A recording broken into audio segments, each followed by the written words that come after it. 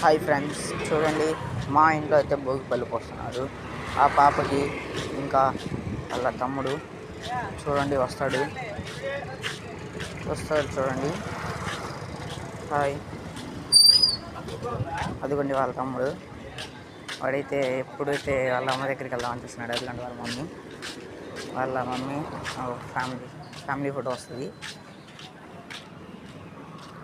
అదిగోండి వాళ్ళ నాన్న.